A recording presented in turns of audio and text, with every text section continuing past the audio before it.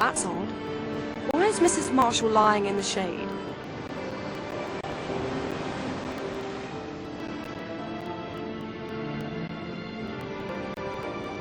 Hello, Alena?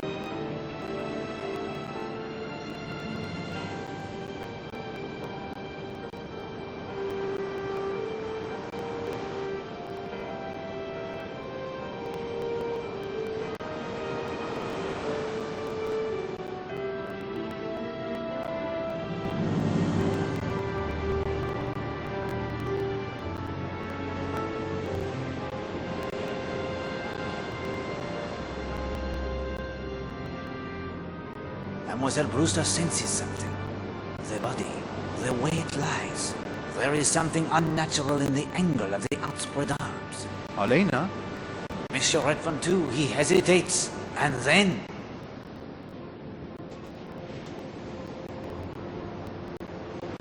No. Alena! No! Is she... She's dead! Oh, God. She's been strangled! Alena! I was in my room, as yet unaware of the tragedy.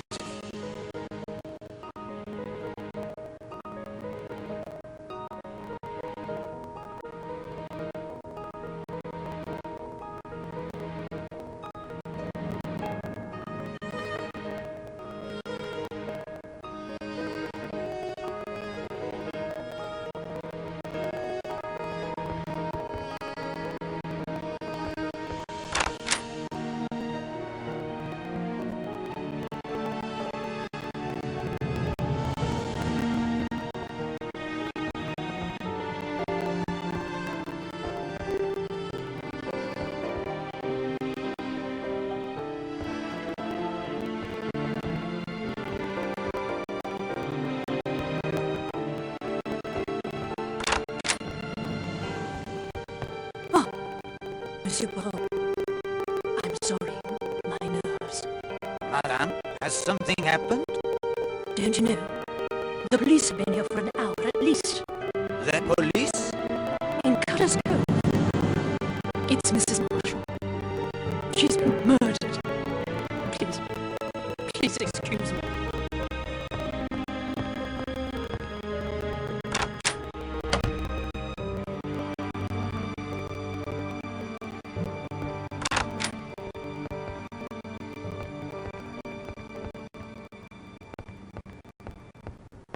Oh, sir. Sir, it's terrible.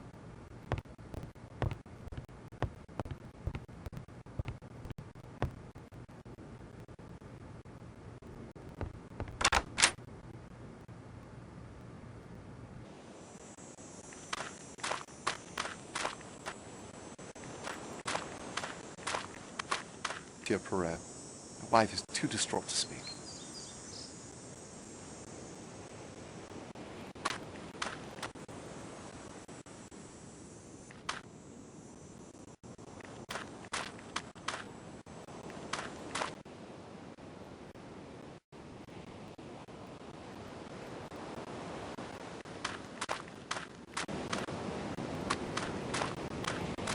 Mr. Poirot, there you are.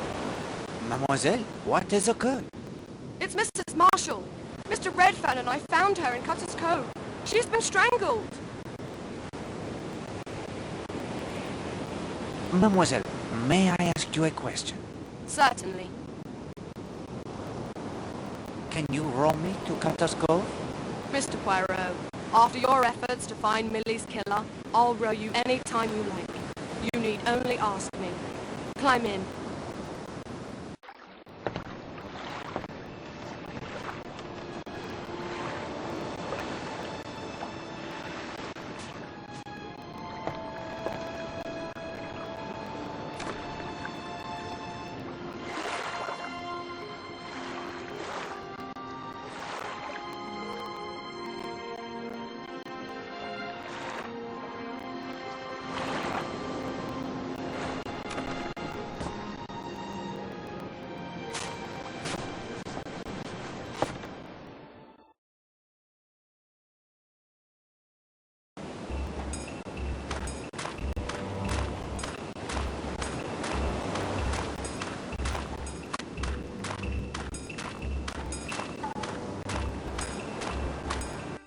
Poirot, at last. Listen, you know how strapped I am right now with the evacuation, the Home Guard, and now with colonists. If you could lead the investigation, I would be in your debt. I will help in any way I can, my friend. Thank you. You just missed Dr. Mason at the corner. My men have done a cursory search of the cove. We'll be back shortly to collect remains and with equipment to do a better job. The cause of death was strangulation? Oh yes, no doubt about that. The handprints are very clear on the neck. Easton may be able to tell us more after the autopsy, but it's pretty clear a very strong hands to be there.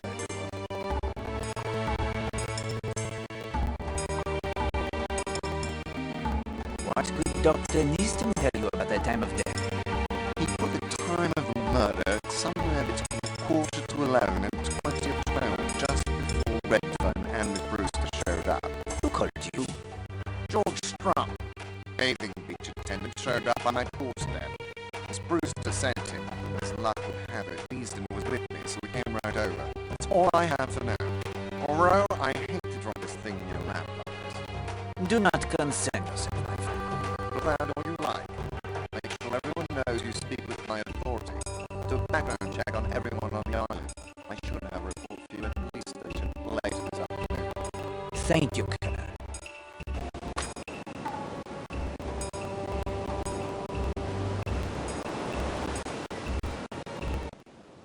Elena's coffee flask. This is certainly significant.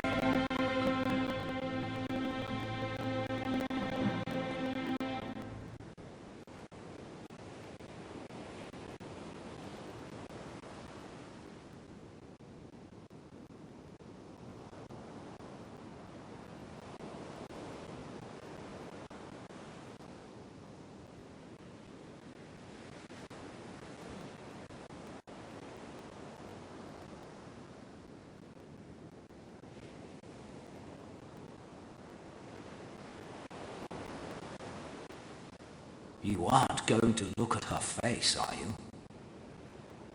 The investigator of murder cannot be squeamish, Hastings.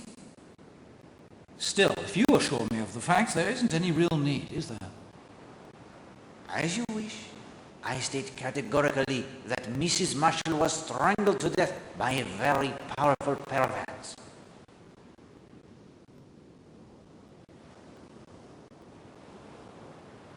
This is certainly significant.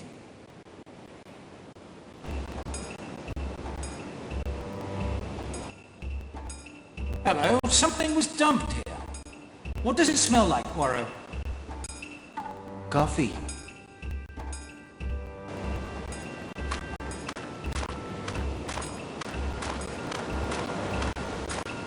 What? Oh, Poirot. May I put to you some questions, Monsieur Redfern? How did you and Mademoiselle Brewster come to be rowing together? I asked Miss Brewster if I could join her. Why did you do that? Monsieur Redfern, there is no longer the luxury of playing the little games. Now is the time for truth. Elena and I were accustomed to swimming together each morning. When I didn't see her on the beach, I went looking for her. She wasn't up at the hotel. I saw Miss Brewster getting the rowboat ready. That's when I got the idea that if we rowed around the island, I might find her, Elena. I offered to row first. We set off.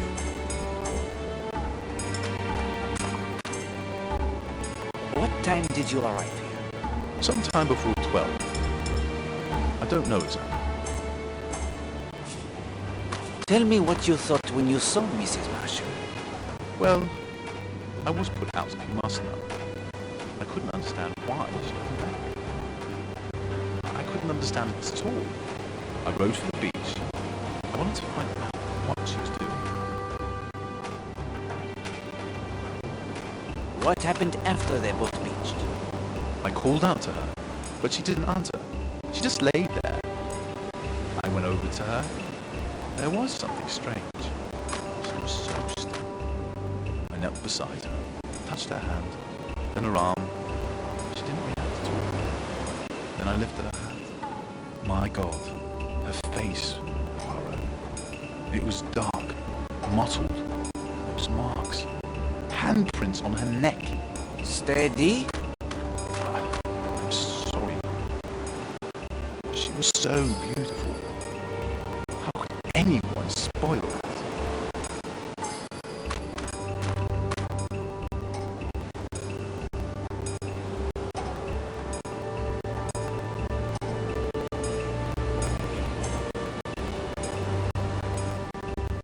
Who went for her? Miss Brewster, I have decided.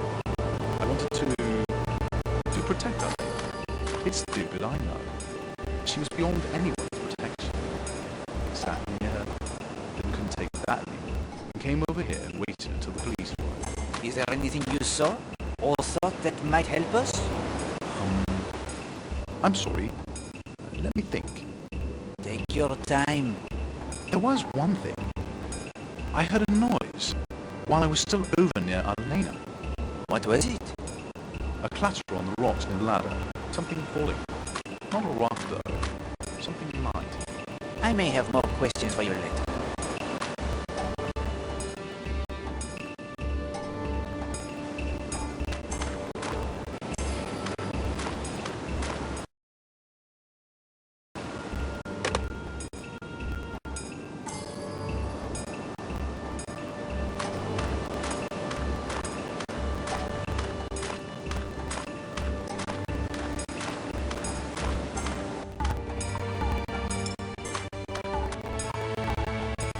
Torn piece of green fabric. The same colour as Arlena Marsh's hat.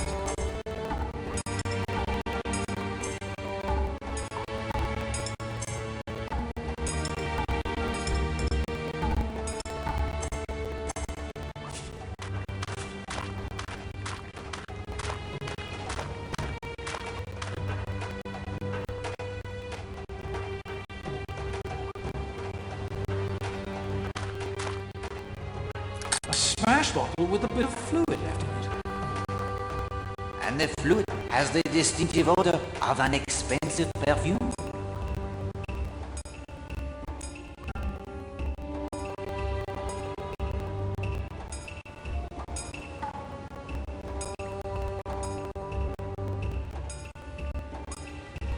Looks like a dart. The carving is quite old.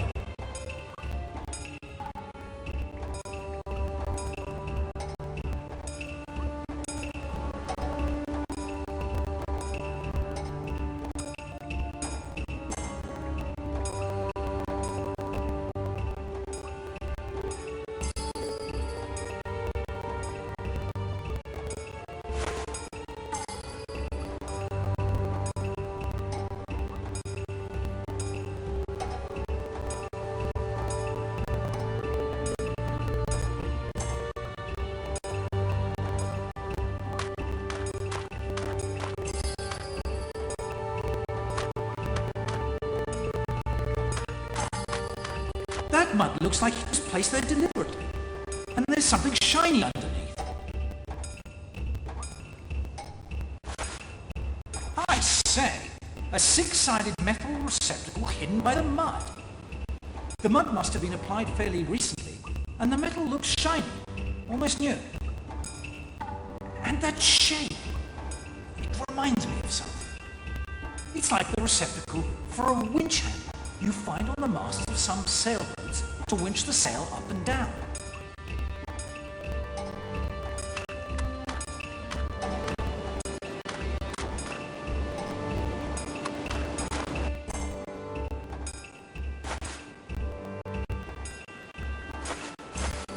I'll just snip a piece of the fabric from the hat.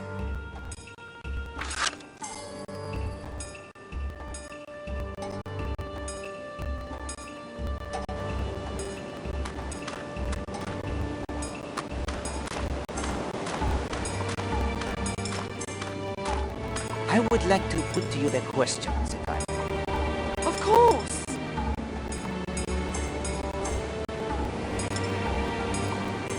How did you and Monsieur Redfern come to be rowing together? After you saw me at Rocky Bar, I changed and was about to set out on my morning row when Mr. Redfern asked if he could join me. What time did you arrive here?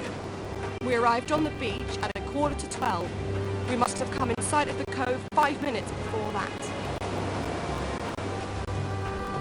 Tell me what you thought when you saw Mrs. Marshall. Nothing at first. I assumed she was sunning herself. And then? Well, the first thing I noticed was she was lying as if she was sunbathing, but she was in the shade of the cliffs. Then, when Mr. Redfern called out and she didn't answer, that felt odd too. Once we were out of the boat, I could tell there was something unnatural in the way she was lying. Her arms. What time was this?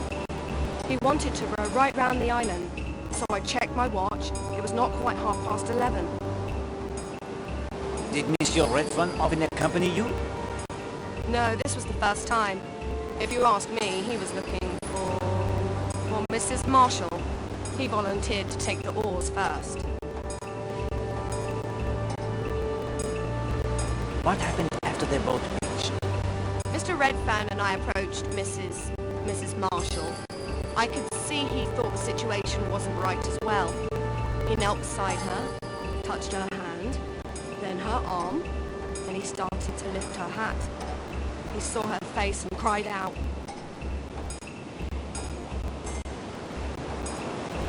Who went for help? I did.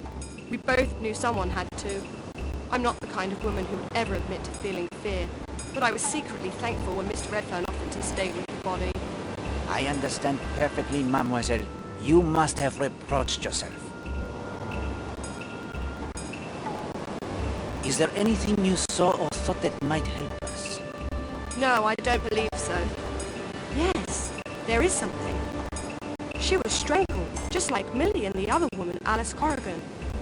3 women strangled in South Devon within a few months of one another. Can that be just coincidence? Anything is possible, mademoiselle. But I will agree that coincidence in this case seems highly unlikely. I may have more questions for you later. Of course.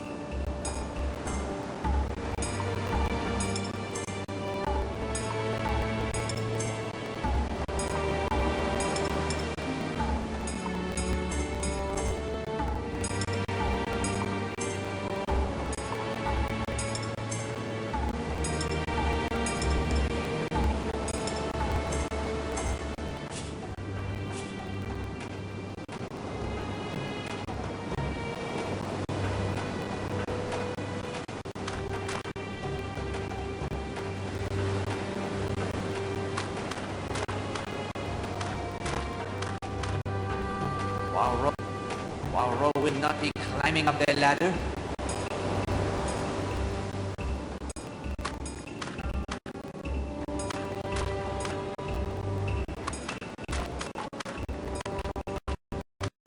Can you row me back to the bathing beach? Of course. Would you like to leave now? Yes, I do.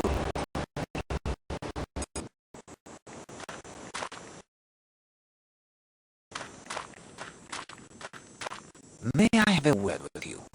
Colonel Weston told us to cooperate with you, Mr. Poirot, and of course we will, in any way we can.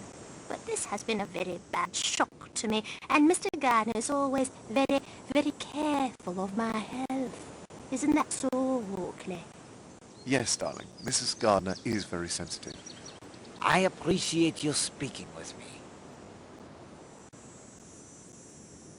You spent the morning here, overlooking the beach? Yes, we did.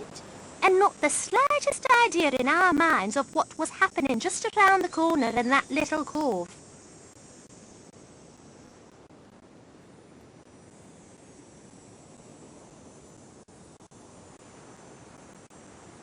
And you were here the entire time?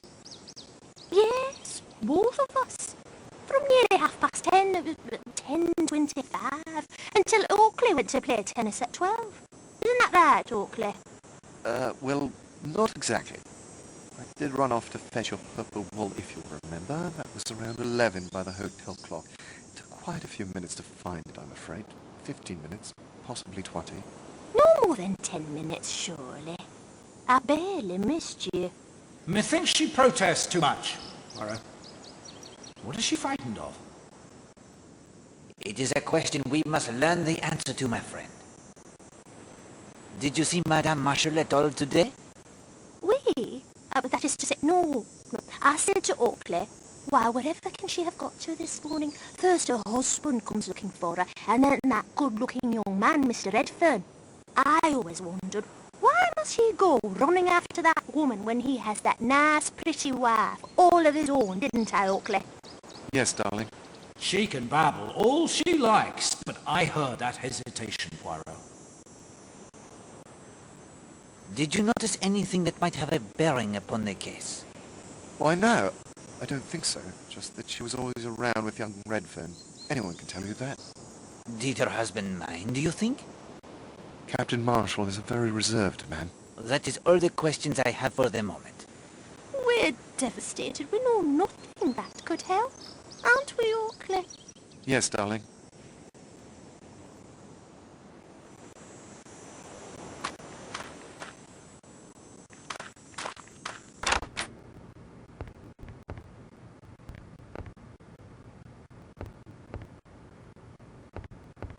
Madame Castle, Mr. Poirot, Colonel Weston has informed me that I am to give you my full cooperation. He suggested that I allow you access to whatever you need in the hotel, no matter how private. I hope that does not distress you unduly, madame. Well, my duty to the owners, but I have little choice. Here is the master key. This will unlock any door in the hotel. Merci, madame. Can you account for your movements between 11:15 and 12 this morning? Well, from 10 o'clock till 11:15, I was seeing to it the staff were all performing their duties. Then the dining room was cleared and made ready for luncheon. That was until noon. It was very ordinary morning, until... Quite so. Did you notice any of the guests behaving unusually? Let me think. Mr. Redfern seemed agitated, underfoot, asking if anyone had seen Mrs. Marshall. What time was this? Between 10 and 10:30, I would say. Tell me about the sandwiches and flasks of coffee prepared for the guests this morning. Mr. Lane asked for sandwiches and coffee. He was planning on hiking, I believe. Mrs. Marshall asked for coffee only. Those were the only requests this morning. How early are they put out on the table in the dining room? Directly after breakfast.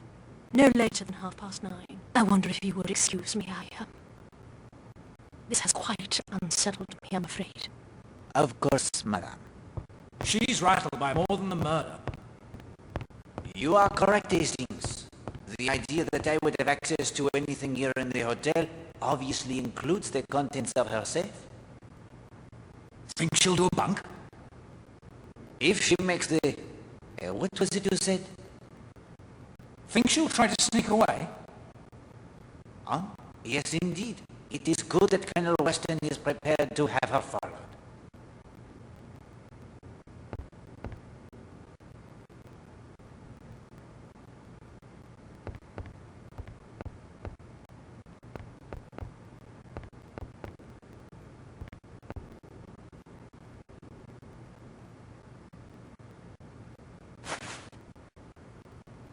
That is not going to happen.